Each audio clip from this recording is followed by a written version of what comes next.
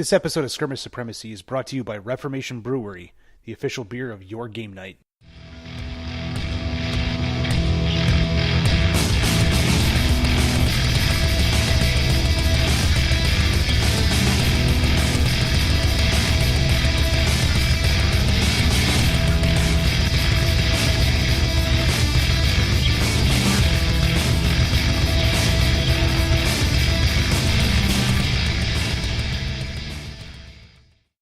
People going to be watching? Is that like a live thing?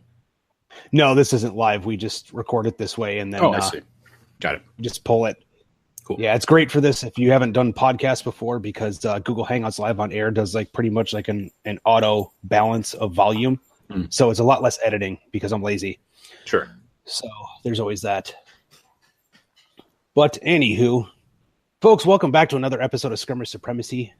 I am your host, Tim Korkleski, and as usual, we're joined by our co-host, Nick Bogart. And tonight we have a very special guest, Adam Loper, a.k.a. Adam Smasher, a.k.a. Uncle Adam, a.k.a. the guy with the soothing voice from Tabletop Minions. Adam, how you doing tonight, man? Doing well. Been really busy. Yeah. Well, just from the little bit that you told me, it sounds like it. So, tonight, obviously, everybody knows you mostly from YouTube and the big contribution you have to the wargaming community there. But we are actually going to cover that a little bit later on. So one of the big things that you mentioned to me leading up to this podcast is that you actually launched an app in December that helps out wargamers and gamers in general. Tabletop gamers, yeah, definitely. I work for a small company, and I've been working for them since mid-2016, and we make apps for clients. We do client work, so insurance companies and manufacturers and stuff like that. And they come to us, and they need an app, and we build it. There's 6 of us. And but we're all tabletop gamers as well. We've got 3 guys that are currently in separate RPG campaigns. Me and another guy play a lot of Age of Sigmar.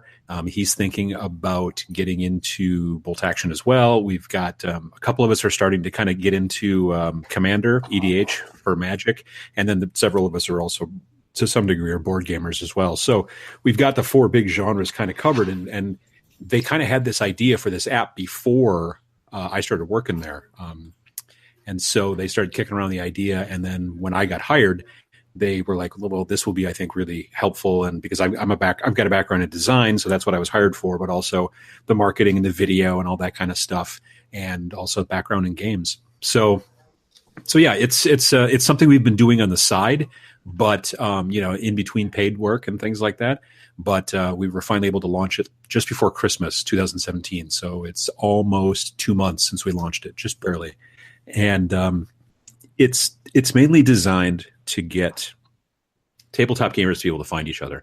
Video gaming is very easy because, you can just push the multiplayer button, in the menu, and then, it hooks you up with people all over who knows where they are. With us in tabletop gaming, whether it's board gaming, RPGs, CCGs, war games, you've got to find people usually in your area.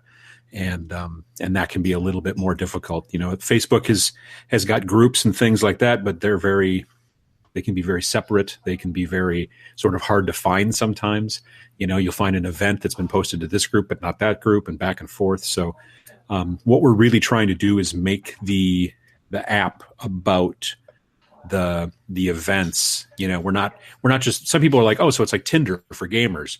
And it's like, no, we're not saying here's a bunch of people who are gamers near you, why don't you make some friends? We're saying, hey, look, these are the events that are going on at this store. These are the events that are going on at this place. And these people are looking to play these things. And it's kind of goes that way. Okay. So there's a lot of layers to this. It's kind of a tournament organizer as far as like getting everybody on the same page of what's going on. It's almost like a store locator, a player locator, and everything else kind of in between. To some degree, yeah. I mean, the 3 main pillars of the app are the game events. So stores can post game events, people can post game events. Maybe you want to just play board games at your local shop on a Thursday night. You can post an event. The store themselves can post Friday Night Magic and whatever kind of events they've got at their place, demonstrations, that kind of stuff. So the game events thing is a big deal. Then there's the looking for players. And looking for players is kind of like that 3x5 card stuck to the old cork board at the back of the shop that says, we're looking for a cleric on Thursday nights, and and then somebody else is looking to play Magic drafts, but they're on second shift, so they're looking for people who can play during the day or whatever.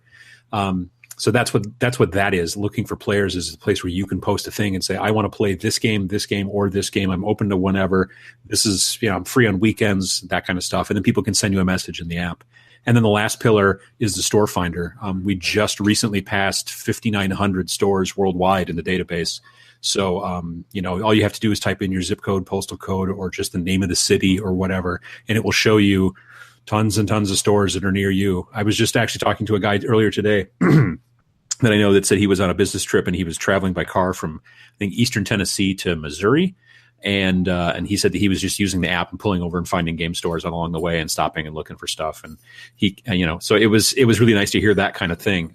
It's a neat kind of setup that we're trying to do here. Yeah, that does sound really awesome. It sounds like it's everything that gamers have been looking for that forums and Facebook have not been able to do.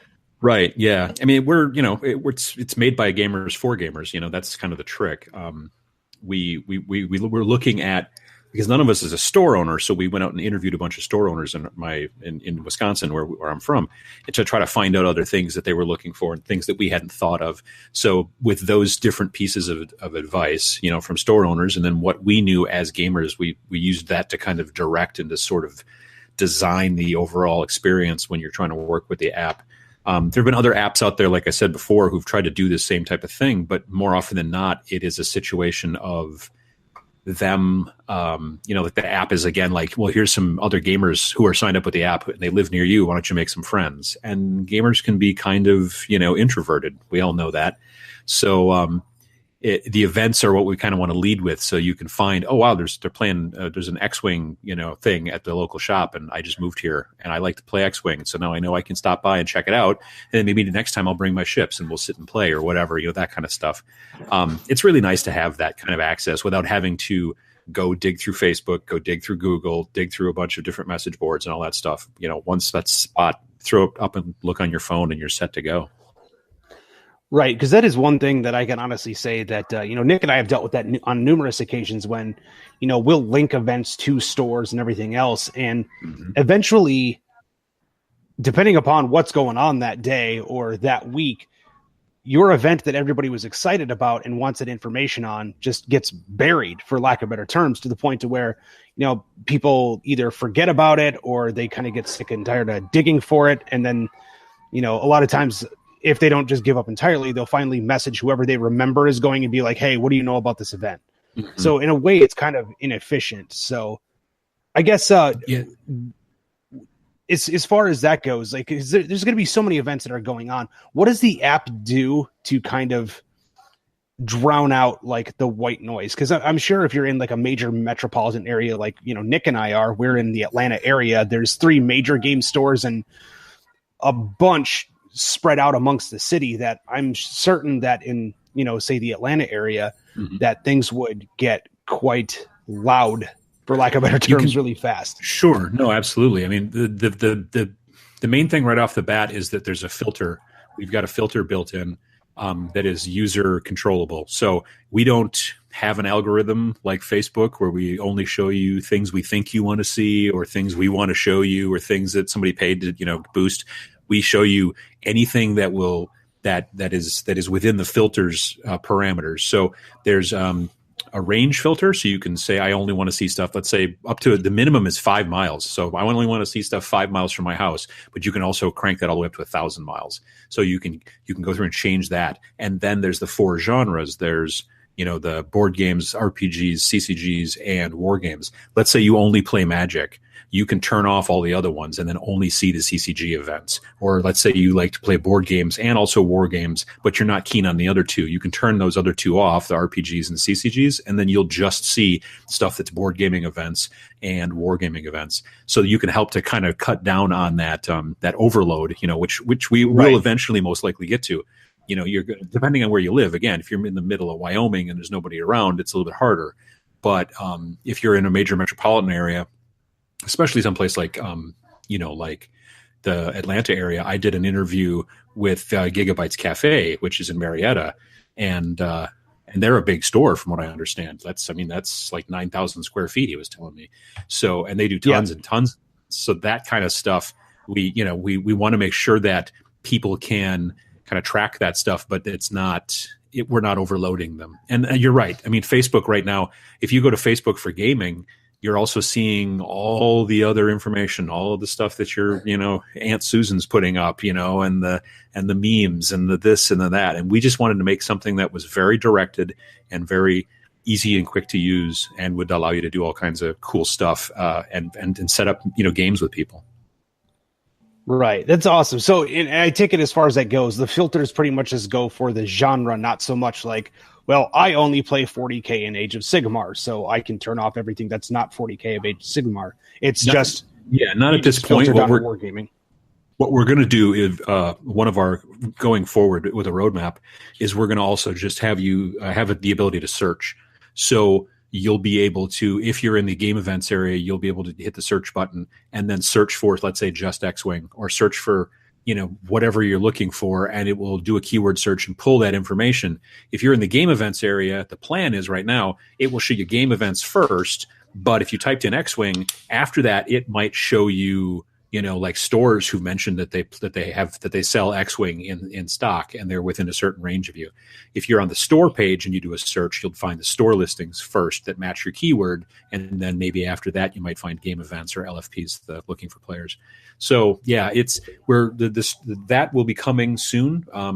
But right now, for now, it's based off of genre. So you still, if there's a ton of stuff going on and you only play 40K, you might have to do a little bit of searching, but you can at least, cull out, 3/4 of the different stuff by just getting rid of, board gaming, CCG, and RPG in that situation.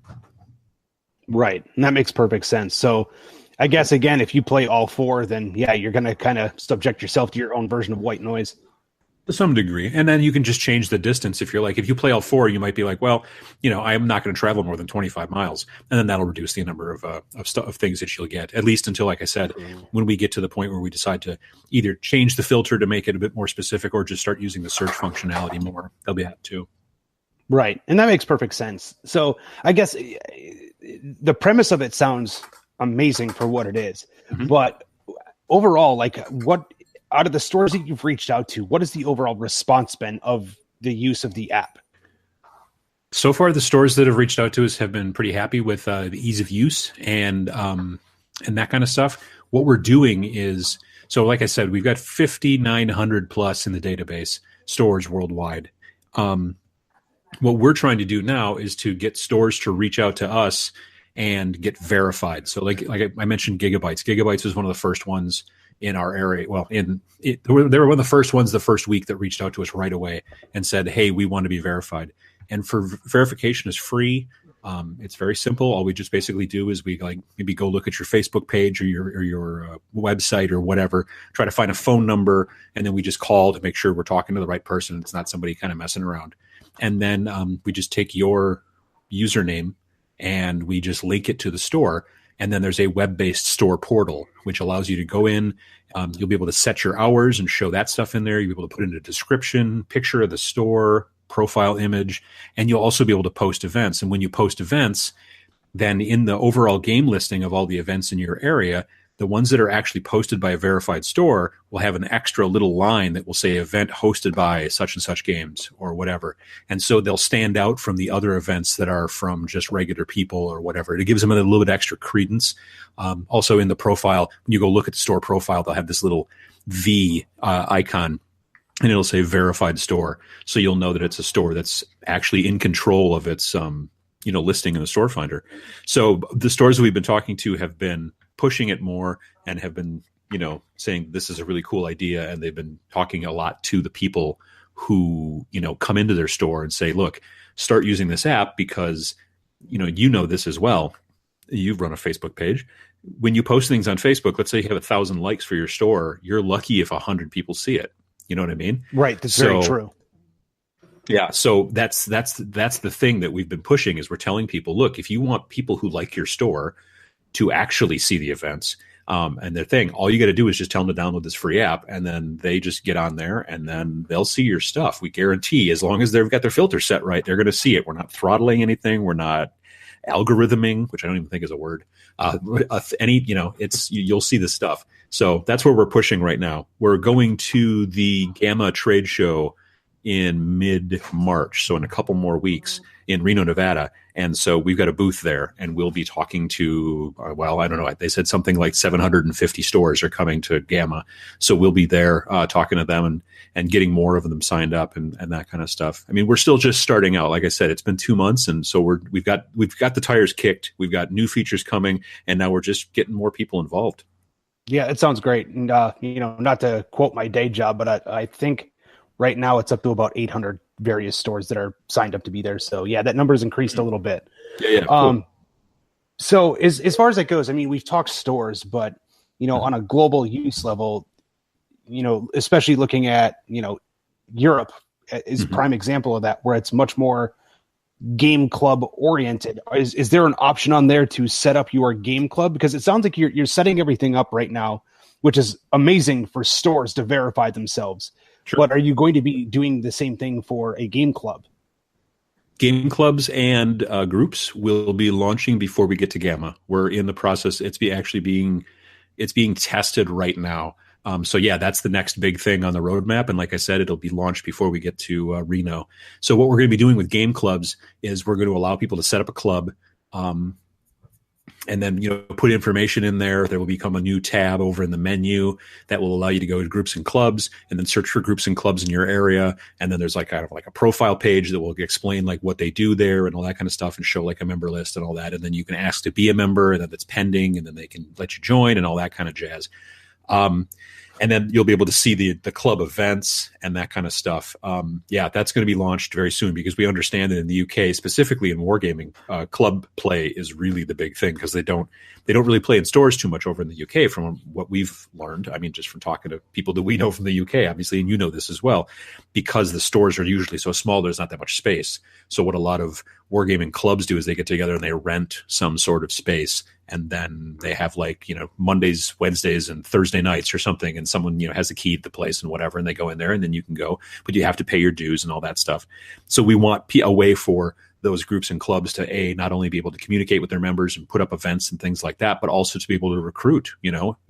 We've got a lot of board game clubs around here, just in the within 25 miles of where I live. So, but they're looking to recruit, and currently they use stuff sometimes like Meetup, but Meetup is more expensive, and it's also very, it's really more active, like group lifestyle friendly than it is like game club friendly. There's a lot of features that because we're making this specifically for gamers, it's gonna be, I think, serve the gamers better.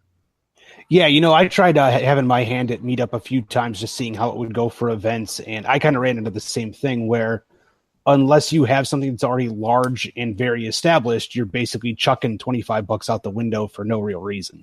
Right. Yeah, no, absolutely. So as far as that goes, like going back to the clubs, I take it they will also have the ability to set up on there for the new recruits, like letting them know, okay, these are the hours it's open, if it's a keyed entry or not, or if there's like who heads the club, and also like the monthly club dues. I take it that will all be kind of the outline of this program. The description. Yeah. They would put most of that information in the description, or at the very least they would put in maybe like a URL, like if they have a website or something like that, which I bet a lot of them do, they could just put that in there for more information if they don't want to put the information, directly in the description. But yeah, the description field will allow them to do all that kind of stuff. And then we'll start to work, excuse me, we'll start to work a little bit more with some clubs to find out what other kind of features we may want to add in the future. The trick is that, like I've said so far on everything, this is all basically free. The way that we're working to actually monetize so that we can keep the lights on and the servers running is that each thing, users, clubs and groups and stores, they each have a free tier, which means they're free to use and all that kind of stuff. But then there's also like a subscriber or support tier. So as a user, if you support the app, you'll get extra benefits like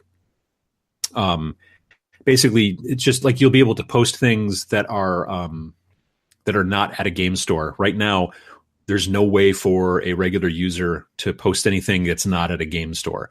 So, we've already been reached out to by people who are like, well, we play at, a coffee shop, or we play at the library or whatever, which we totally understand. But our concern is we don't want people posting events to their house and inviting kind of odd people over or anything along those lines. So we're keeping these things initially in public spaces. But when the time comes, we're going to launch it so that the one of the benefits that a supporter will get will be the ability to post events that are not in stores or not, so that kind of stuff. And there'll be other benefits as well. We've got a whole list of benefits that we're going to be having for individual users. Stores will also get benefits if they want to support the app. They will get the ability, like right now, a store can post a repeating event, let's say Friday Night Magic for an example. They can make it and it will go for 3 months, and then they got to do it over again. Well, if you're a supporter store, a subscriber store, then I think we're taking it out to 6 months or a little bit further, plus a whole bunch of other benefits, including analytics. So stores will be able to, with analytics, be able to say, I want to know how many GameFor users are within 50 miles of my store. And it will say, oh, there's 325. Okay, cool. Of those 325, what's the favorite genre? Oh, wow, RPGs. I didn't know that. I should buy some more RPGs and put them in the store. That kind of stuff. Also analytics about their own events and a lot of other information, things that stores can't get anyplace else, which, again, if you're not interested and you don't really track those types of things, well, then you don't need to be a subscriber. But for the stores that are, really kind of serious and like that kind of information and maybe some of the other features, all these things are going to be reasonably priced. Lastly, groups are also going to have a subscriber benefit. Whereas, if you're a free group, you're going to have like a limit of like 10, I think is what we're saying right now, like 10 members. If you want to have more members than that, then it's going to be I think it's maybe $25 for a year, like for the entire group. That's what we're kind of spitballing right now. And not only will it give you the ability to have more members, you'll be able to choose between your events being public or private. So you'll be able to post events that only club members see. You'll be able to post events that not only club members, but other people will see in the regular game view. So if you're trying to recruit and get new people to your club, all these different kind of features. Those are the three main ways that we're looking at subscriber features, which aren't currently implemented yet, but will be coming soon. And then lastly, we're going to have a little ad across the bottom of the thing, that stuff comes from Google. And if you become a user subscriber, that little ad will go away. So that's another benefit to being a user subscriber. And then we're also eventually going to implement what we're hoping to call partner ads.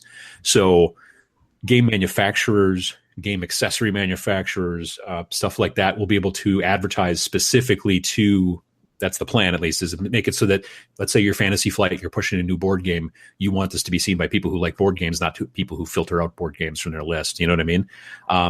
If you're a Kickstarter, you'll be able to say, okay, well, I'm a Kickstarter, I'm making a new miniature game. You want it to go to people who play war games and not to people who only play CCGs. Right. Or even stores will be able to say, I want to advertise to every GameFor person, within, say, 50 miles of my store. And then it's like pay per impression kind of a thing and all that kind of stuff. So that's all, again, future roadmap coming up very soon. The games or the clubs and groups thing is the first thing, but the moving into monetization and stuff, we're going to be moving in little bits and pieces and piecemeal and stuff as we go along. Cool. So this also sounds like it has the potential to help out local conventions as well, because obviously if you're a war gamer and, you and I both being from the Midwest, like for us, we cut our teeth on Adepticon and Gen Con, because they're right around the corner from us and they're within an easy driving distance, especially Adepticon. Mm-hmm. So I could almost see this as like something that after it expands, I would make this a premium service to say, okay, Adepticon is now one of these special events. Adepticon can pay to be on the GameFor app. Mm-hmm. And then it would give everybody the chance to check on a mobile basis all of the events for Adepticon. Yeah. We're looking to move towards that as well in the future. We've been because we've had a lot of people already who are like, "Hey, I'd love to put my tournament in this. I'd love to put my game convention in this. Do you have game convention support, stuff like that?" And I think that we're in a position where we're working on the concept. I mean, there are already some other players kind of in that field, and so that's fine. But we do want to add it as basically a value add, just because somebody else is currently kind of doing it to some degree. They're only doing that part. So if this becomes more of a de facto thing that people and gamers start to use more, then we'd be glad to, put in that kind of functionality. But we have been talking about it, trying to figure out, again, like what's the functionality? Are we just saying, look, here's the convention, and then you find out about it and then you go to their website, or maybe they don't have a very good website and they would love to have some sort of event system that they could use and punch their stuff in. What would that look like? That kind of stuff. So yeah, right. we're definitely looking into that and trying to figure out exactly, like in my mind, when you're scrolling through the events, if you see just a card for the convention and you click on it to get the bigger detail, maybe now then it like kind of expands and shows you a lot more of the stuff going on, on an event by event basis. And then you could click each one of those and blow those up and then see this information, all that kind of stuff. Again, it's totally up to like, if conventions are interested in going that direction, and like what we need to do to make it happen. Right.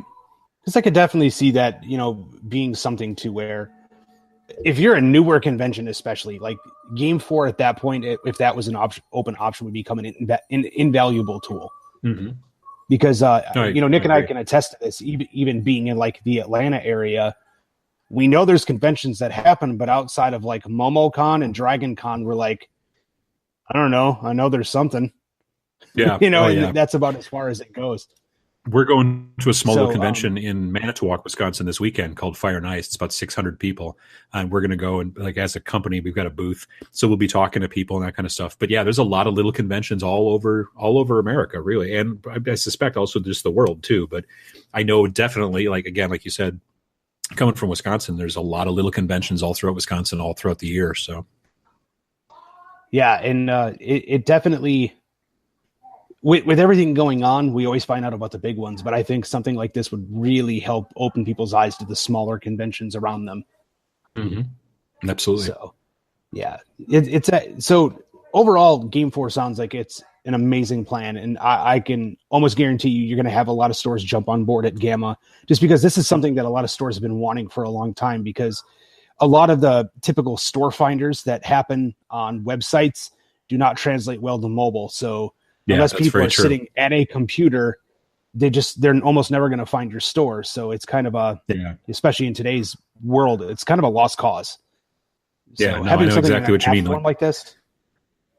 Yeah, trying to come up with all the stuff to put in the database took a long, long time because there's a lot of different, you're right, there's a lot of different websites. A lot of them are a mess, just searching through Facebook and Google and a lot of different stuff and pulling down a couple different databases and figuring things out from different publicly sourced information. It took a good amount of time, but and the Lord knows there were many we missed because we've since we went live with it beginning of December, we've got a little thing. If you're like, hey, if you don't see your store, shoot us an email, and that we've got every couple of days we get some store in Poland or Germany or the UK, even some in America. We just had, we missed one of the Warhammer stores in Modesto, California. Like, I don't know if it's brand new. Maybe that's possible, since we built this, but someone reached out to us and they're like, hey, my Warhammer store's not in there. So we put that in there. And it's an easy enough thing for us to do to put that information in there. We just quick check it to make sure that someone's not messing with us. And we go, yep, looks like this is an actual thing. And then we put it in. And so, yeah, the database for the store finder is pretty robust. I mean, we, as programmers, like I'm not a programmer, I'm a designer, but all of our developers are quite smart and have been doing this for a while. The senior programmers they're the partners in the company. And yeah, this is like what we do generally for a living and get paid for it. And now we're doing this and bringing that to bear on this thing that we want to do, because eventually the plan is that we would love to just be doing this full time and, just working on the app and bringing new features to it and expanding it and doing all kinds of stuff like that. So, yeah, I see a lot of potential with this. So, nothing but kudos and hats off to you guys on this. Cause, it's something that I'm sure has been floating around the back of a lot of our minds, especially for gamers that are a little bit more, social media or business oriented, not to, sure. Not to, make it sound like this big official thing, but we all kind of have those thoughts on like a big picture, like what could be done in order to make us all more connected. Because, I know for a fact, kind of going into, day job stuff for me anyway, I've run into you a few times at like the ACD Games Day in Madison when I was working for Cool Mini or Not. And there was so much talk at that time, and this is even going back a few years ago, about like there's this major disconnect between the player base, the retail space, and distribution. Mm-hmm. And looping in the player base and the retail space is the first major hurdle for anybody to get over. So I think this app is going to be a massive help in that. Not only that, if you're a brand new store, you pretty much have instant advertising the moment that you go live on the app. Because if people look it up, they're like, oh, I don't remember the store being there. Well, let's go check it out. Yeah. I mean, we believe in stores, you know what I mean? Like, I know there's a lot of online retailers, and that's fine, but we are believers in stores. We go to stores and buy things. We play at stores. Like I said, a couple of us are war gamers. Some of us are, we're starting to get a little bit into CCGs as well, back into, honestly, most of us that work there have played Magic at some point or another, but we've been lapsed for a long time, starting to get into, EDH and like Commander and that kind of stuff. A little bit lower power, a little bit more casual, but that type of stuff is all stuff that you see at stores, and you even see board games, obviously, like big board game nights and things like that at stores. And so we're big fans, and that's why we wanted to do this, and we wanted to make it very store oriented, because we think that that's really what's going to bring long-term growth to the overall industry. Yeah, definitely. Well, yeah, so it sounds, as far as GameFor goes, you guys have a master plan in place that you're only looking to improve and make better. Mm-hmm. So for any stores listening, definitely go and check them out at Gamma if you are going to Gamma. If not, you could always go onto the Google app Google Play Store now. Yep. Or the Apple Store and download this bad boy. Mm-hmm. If you go onto either of the stores, if you it's GameFor, so it's all one word, GameFor. If you do a search on either of the stores, I would suggest you also add the word tabletop in there, like GameFor tabletop. You will more likely find it. So it's because it's GameFor tabletop events, something like that in the stores. Otherwise, you can just go to www.iamgamefor.com, and we've got links to both of the stores in there, and we'll be upgrading the website to have some more information and stuff like that. But just check it out. It's free to download. It's free to get an account, and just kick the tires, see what you think. We're updating it constantly. So awesome. Yeah. So that's definitely a huge chunk for people to check out. But yeah. Obviously, a lot of people listening to this know that you do some other stuff online that doesn't just involve GameFor. So it's true. It's very true. For those of you that don't know, Adam is also probably one of the most prominent wargaming YouTubers out there, and mostly because of that smooth voice that you've been hearing this whole time. Right. Yeah. It's actually, I'm coming up on at beginning of March with my kind of 5-year anniversary of launching the channel. So I feel pretty grateful to have been doing it and having people enjoy it for as long as I've been able to. Right. So as far as that goes, you pretty much run a weekly show. So you always have at least 2 or 3 roughly 15-minute segments, and then you also have your Sunday live show. Yeah, so I put up a video every Friday, same time, same day, and they're generally between 10 and maybe 15 minutes long, and it's usually about it's a different subject every time. And then I've got a live show that I do every other Sunday, which is strangely enough called the Every Other Sunday Show, and that is a 2-hour show that is done on YouTube Live. And there's a chat thing where people ask questions. I usually have a subject each week where I'll talk about it for maybe out of the 2 hours, maybe 20 minutes, maybe less. But otherwise, I'm just generally answering questions. People ask all kinds of questions in the chat, and then I happen to catch them from time to time, and then I answer or try to answer at least. It's a lot of fun. It builds community, and people like to listen to it kind of as if it's a podcast, either while it's live or they catch it later on.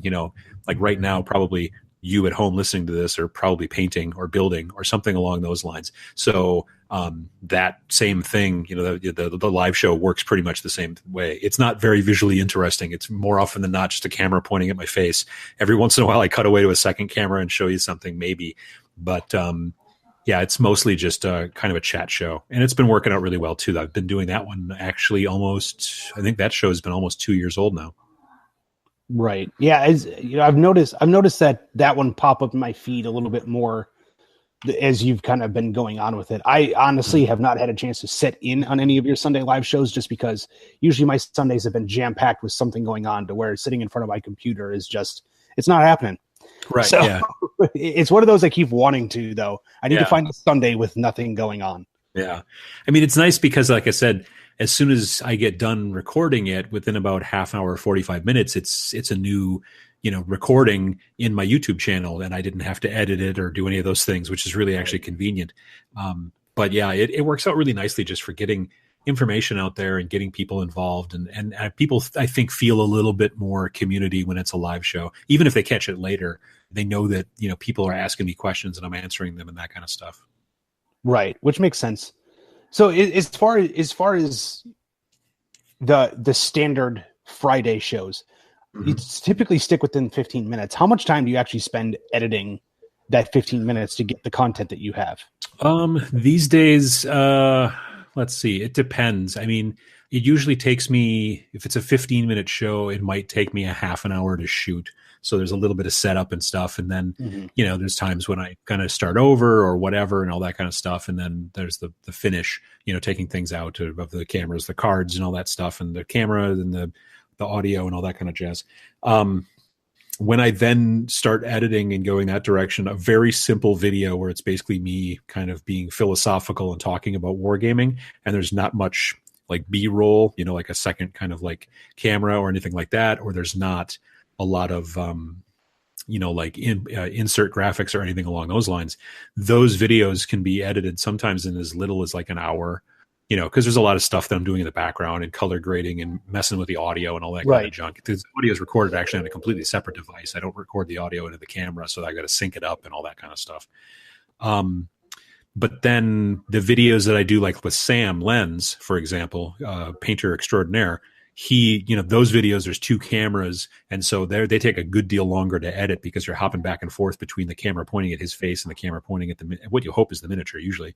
And then, again, there's all the color correcting between the two cameras to make sure that they look kind of the same and it doesn't look weird, and, audio issues and all that stuff.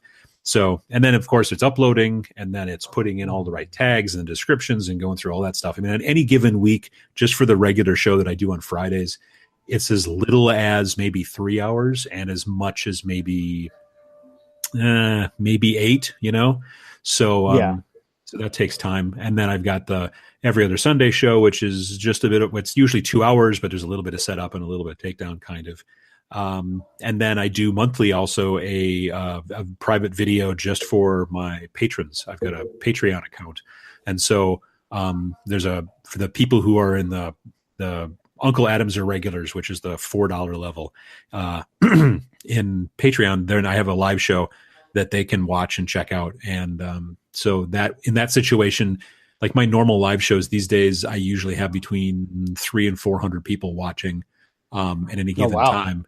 Whereas with the live shows for the Patreons, it's usually like 25, so it's a little bit more intimate. If you can make the show, it's more of a, you can ask a question and it's much more likely that I'm going to answer it because it's, they're not flying by like in the feed.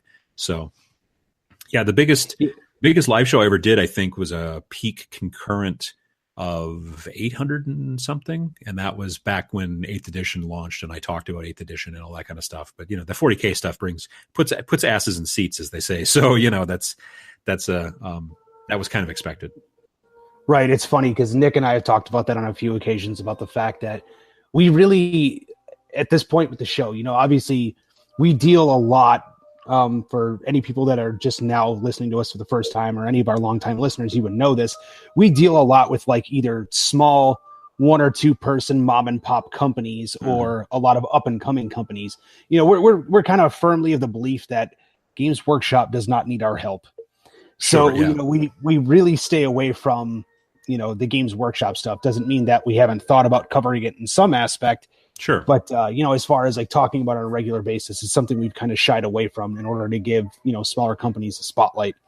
Whether or not that's helped or hurt us, we don't know, but it's our brand and that's what we're sticking with. Yeah. No, definitely. I think it's important to, people ask me from time to time, they're like, "Hey, are you going to cover this game? Or are you going to cover that game?" And I frequently, it's if I say I don't play it, I don't really know anything about it. It's not of an interest to me, and I don't want to be a channel that talks about like all the stuff that just because it's out there and they think that it's going to bring in, traffic. I like to talk about the stuff that I'm like, yeah, this is something I actually play. I play 40K and I play Age of Sigmar. And eventually we're going to start playing Blood Bowl at work. So, that kind of stuff, and Shadespire. But I also play other stuff too. I play Wreck Age, and I'm really interested in Gaslands. Actually, I got that from Osprey just recently in the mail, and I'm really looking forward to distressing some Matchbox cars and having some fun with that. So that kind of stuff is, what I'm going to talk about. I'm like, people have been asking me about Star Wars Legion, and I played a demo. I watched a demo. I take that back. I watched a demo, 2 demos actually, at Gen Con when they first announced it. And I was just kind of like, I don't know if that's for me. And I like Star Wars. Don't get me wrong. I mean, I'm not a huge Star Wars fan. But yeah, I don't know. I'm not, there's something about the game that for me is just not really resonant. And so therefore that's one of the reasons why I probably don't see myself talking about it too much, on the channel. So, again, it maybe is for ill or for good as far as the channel's overall, health or whatever, but it's what I'm doing. I think it's important to be true to your audience, really. Yeah, absolutely. I would agree with that statement wholeheartedly. Definitely, always look at ways to improve your channel, but at the same time, if it's YouTube or podcast, but you got to stick true to the stuff that excites you. Otherwise, you just sound like a wandering commercial. Right, exactly. So yeah, it's definitely one of those things that we've talked about, and we're looking at doing a lot of stuff to improve. But again, it's always a slow grind. I mean, as you probably know, you've been at this for 5 years, and that's not like you just picked up on day one. We're like, well, this is the formula for success. Yeah, no, I mean, it's totally all YouTube, podcast, any kind of content creation. It's a game of patience. You really have to. I talk to people from time to time who've like, I started my YouTube channel. I'm just not getting any traction. I don't even have this many subscribers yet. And I'll say, well, how long have you been doing it? And they're like, well, like 6 months. And I'm like, yeah, it took me 2.5 years to get to 10,000 subscribers. Right. And there are also people who've been doing it longer than that and have still not, reached it. But consistency, I find that really to be key. Like when I first started, I was completely random when I would put up my videos. For the first 2.5 years, it was like, 2 weeks in between, 3 weeks in between, 4 weeks in between, back down to 1 week in between, whatever. And then October-ish or so of 2015, I decided I'm going to just start, like I'd been, reading a bunch of things and learning about, YouTube SEO and, search engine optimization, that kind of stuff, and rankings and things like that. And one of the big things was they said, consistency is very important. And so it can help your video rank. So I just started saying, all right, I'm going to make a video every Friday and put it up at the same time and on the same day. And I haven't missed one since. So it's been almost 2.5 years since, like there's been Christmases, there have been New Year's, whatever. You just basically record it ahead of time and then program it to come up on the day when you're opening presents or out at your families or whatever. I mean, it's not hard, but the consistency is what YouTube's system sees as meaning that you're maybe more serious. And so when they show all those little videos down the right side of your screen, you're watching one video, but there's other videos over on the right side, you get higher rankings when you do all the things that YouTube wants you to do. If you're more consistent, when you fill out your tags, when you fill out your description, you put searchable words in there and things like that.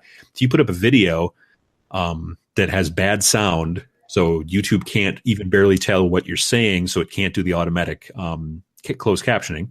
And if you don't put up like a descriptive title, and if you don't put up, tags that are useful and that kind of stuff in the listing, and then you're like, well, I don't understand why no one ever finds my videos. Well, that's why. It's because you're completely trying to fight against every part of the system that is trying to help you out.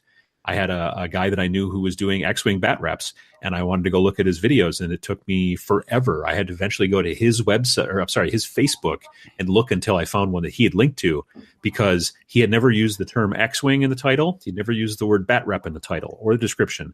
He never used, like all these different things. So like when someone's searching for an X-Wing bat rep, you need to have X-Wing bat rep, you know, in the title and in the description. But he was just putting in the name of a ship versus the name of a ship. So it was, you know, Millennium Falcon versus, you know, this and this. And that's, you know, that just doesn't help. So learning all these things, it's a constant learning. You know, I'm constantly watching videos about how to get better with video, how to get better with audio, how to understand the algorithm a little better, not to game the system, but just to, you know, understand kind of how the system works so that you can give YouTube the information that they need so that they can show the video to people who want to watch it. You know, right. It's not, it takes extra time. It does. But, you know, I think it's time well spent. I would definitely say so. You know, as far as that goes, you know, we've noticed a lot of people switching over to Twitch as well. Do you have any presence on Twitch, or are you pretty much YouTube all the way? I have an account on Twitch just because I wanted to make sure to have the name, but I've never posted anything on Twitch. Like the live streaming that I do through YouTube Live, just partially because I really like the feature where when it's done, it becomes a video. You know what I mean? So I like that. It's just, you know, the kind of the lazy guy in me is like, hey, that's really convenient. I do try to watch some Twitch a little bit here and there. And it's a very different animal in my mind. So I don't know. I've been basically just sticking with YouTube. But, you know, and of course I've got, you know, a Facebook page and Instagram and Twitter and all that jazz. But YouTube has so far just been my main thing. I haven't really started producing anything in Twitch. I tried one time. I was playing a video game on my PlayStation 4, and there's like a button where you can basically, if you put in your account information, you can just push the button and it will just automatically just start streaming you live to whichever service you've got set up in there. So I had it set up to start streaming live to Twitch, and I was just doing it and whatever. I was playing the Mad Max game, I think, a couple of years back, and nobody was watching. And I was playing, you know, maybe I wasn't playing that long. I was maybe playing 45 minutes, but like not even a single, like it was a newish game. It had just come out. So I thought, well, at least somebody who's interested in the game might come and check it out. And it never, I pulled out my phone and tried to find my own stream, and I couldn't find my own stream because it basically wasn't showing it during, and I don't know if they do that as much now, but during prime time, Twitch has a tendency to show a bunch of, at least like I said, they used to. During prime time, they only kind of show the big earners. And if you're not a big earner, they kind of don't like sort of post your stuff. People will catch it maybe later, but they won't see it live because it won't show up in the feed because you're not a person who makes money for Twitch. That's their business model. I totally get it, but they kind of obviously don't really publish that and tell you that. So that was, I think, one of the reasons why when I was even searching for, you know, my username and that stuff, it was just not showing up. And again, like I said, that's almost 2 years ago. I think now that they've been purchased by Amazon, they may have changed that because they've got more bandwidth and they've got more of that kind of stuff. But, yeah, it's a very different landscape than YouTube, and that's why I haven't really moved over to that.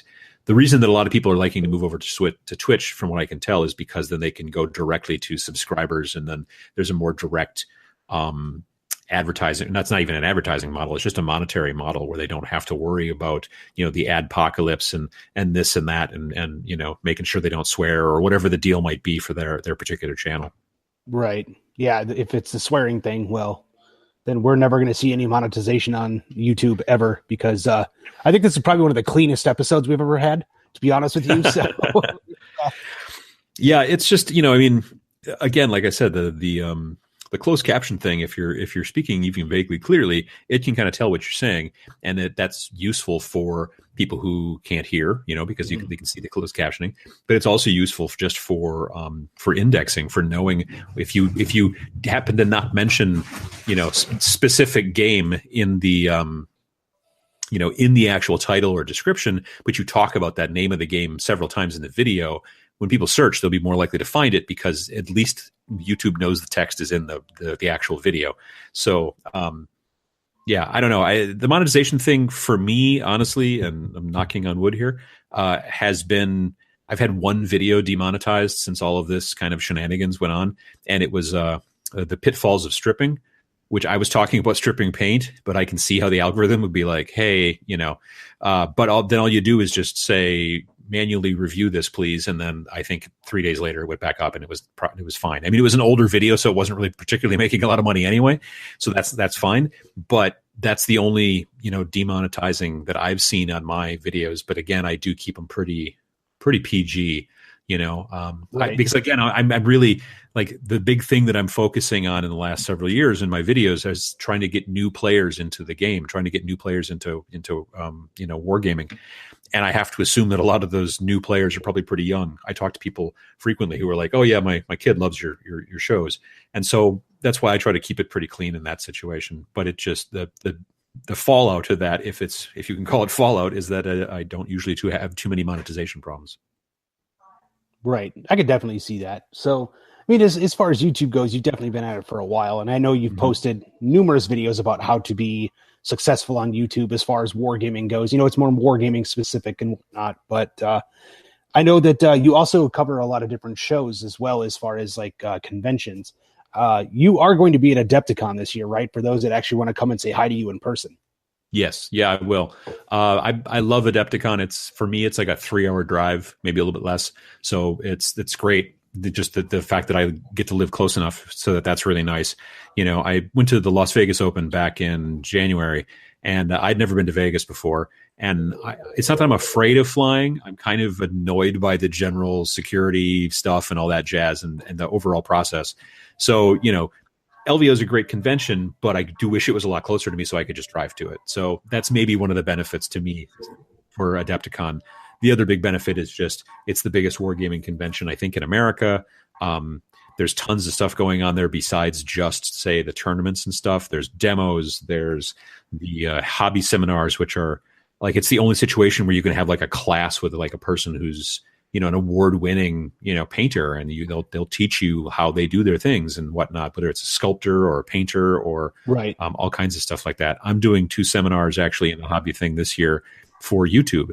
I did 2, not last year, but the year before at Adepticon, and they were okay. I mean, there's one that's about technical aspects and the other one's more about branding and content strategy. And the branding and content strategy one, maybe I had like 8 or 9 people for. And the one that I did for the technical details maybe had like 13 or 14 people. This year, I'm doing basically the same 2 things, but with obviously updated information and all that stuff, and a lot of question and answer.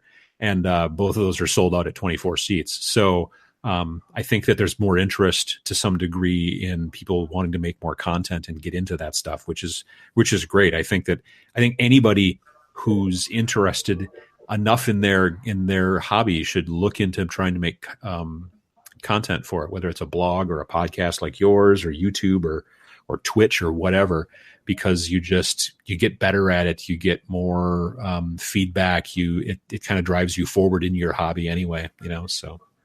Yeah, definitely. I did notice this year at Adepticon. I don't know if you noticed this as well, but as Adam was saying, is that it is the U.S.'s biggest wargaming show, hands down. Nova Open's getting close, LVO's getting close, but still Adepticon is like the show for miniatures. I don't know if you noticed it as well, but this year, as I was kind of scrolling through the events, just kind of checking out everything going on, there's a lot more board game events this year, and there's also RPG events, which really excites me.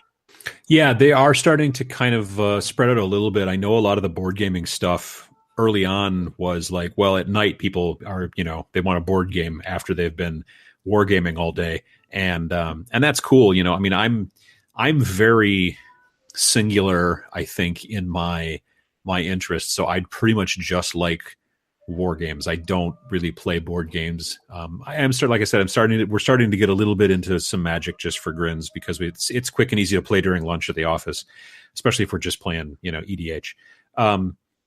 They are starting to kind of spread it around a little bit more, which I think is cool. Like I would personally prefer if the convention stuck very, very close to its wargaming roots, but branching off a bit here and there is also not a bad idea. I used to run a small little convention actually here in my hometown that was a general gaming convention. So there was board games, CCGs, RPGs, a little bit of wargaming actually, and I ran that for like a decade. It was a lot of fun, but now I run a little convention for the channel, actually, which is called Tabletop Minions Expo. Last year was the first year. This year's is coming up June 9th and 10th here in Oshkosh, Wisconsin.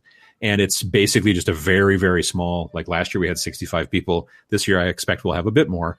But it's just a very small little wargaming expo. It's not a tournament. It's not anything like that. It's just people come and run demo games and show off, maybe games you haven't played before, maybe games that this person's invented or written, that kind of thing, homebrew stuff. Right. We just want to make it a real fun, kind of an intimate sort of thing. Although last year, like I said, it was first year, I had a guy come up from Texas, and another guy, he and his wife drove from Cheyenne, Wyoming to Wisconsin. People came from Illinois, and then some Minnesota area and that kind of stuff. And so that was really cool. So this year, I think it's going to be bigger because I will actually be able to advertise it a little bit sooner. Last year, there was a last minute issue with the venue, and so I didn't want to tell people about it if I thought it wasn't going to actually happen. So I didn't really get to start telling people about it until about a month before it happened. Oof. But now, the website, I haven't announced it officially yet on Facebook, but if you go to tabletopminions.org/TMX, I just recently launched the new website for this year's TMX, so there's information and stuff there about it. Nice. Well, Adam, I know we could keep talking because, well, we like to do that. But I know that you have one other podcast you have to get to tonight. So if you just want to take a minute, again, plug the GameFor app where they could find it, where they could find you on like Instagram and Twitter, and of course YouTube. Sure. Throw all the typical stuff out there. Not a problem. Yeah. So the GameFor website is www.iamgamefor, and it's IAMGAMEFOR.com. So IamGameFor.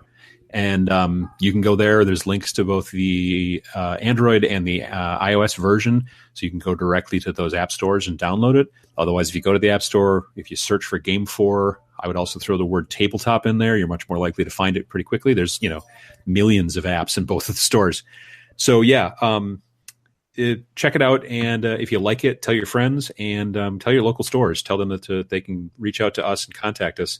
There's information on the website and there's information in the app, and they can find out how to get a hold of us, and we'll verify their store, and they can start putting in events and kind of get away from, Facebook deciding what gets to be seen and what doesn't. We're not going to do that.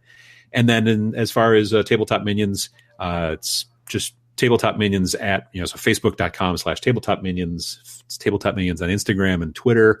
And I think that's pretty much about it. And like I said, if you're at Gamma, stop by the booth and say hi, if you own a store or if you're just there for some other reason. And if you're at Adepticon, I hope to see you. Am I going to see you at Adepticon, Tim? I will be at the Osprey booth during the day. Oh, that's right. Yep. Cool. Teaching people how to beat the crap out of each other with Vikings. Nice. Yeah. So I'll definitely stop by and check that out. That's right. We talked about that. I want to check a demo of the Viking game. So yeah, I'm looking forward to that as well. It's just, Adepticon's my favorite, and I'm really looking forward to that. Thinking about going to Nova Open as well. Probably not going to Gen Con this year. Went last year, 50th anniversary. I was at the 25th. It was kind of a big deal, but it's just really, really, really big and expensive. So I just don't know if I want to go. Right. Makes sense. Yeah. All right, man. Well, I know that we can keep talking, but I'm going to go ahead and let you go. It was great having you on. We definitely have to do this sometime in the near future. Yeah, absolutely. I appreciate you having me on the show. I mean, it's like I said, we're reaching out and we're trying to get more people and talk about the app and things like that. So this was cool, but I also like talking about the channel and all that stuff. And I like the podcast. So excellent. Well, cool. Folks, that's going to wrap up this episode of Skirmish Supremacy. We will see you next time. Thanks for listening to another episode of Skirmish Supremacy. To see more of the antics that Nick and I do, you can check us out on Facebook at Skirmish Supremacy. We also have Twitter, which we can be reached at Skirmish Supreme, because apparently Skirmish Supremacy does not fit in Twitter. And if you want to email us directly, you can reach us at tim@skirmishsupremacy.com or nick@skirmishsupremacy.com. Thanks for listening.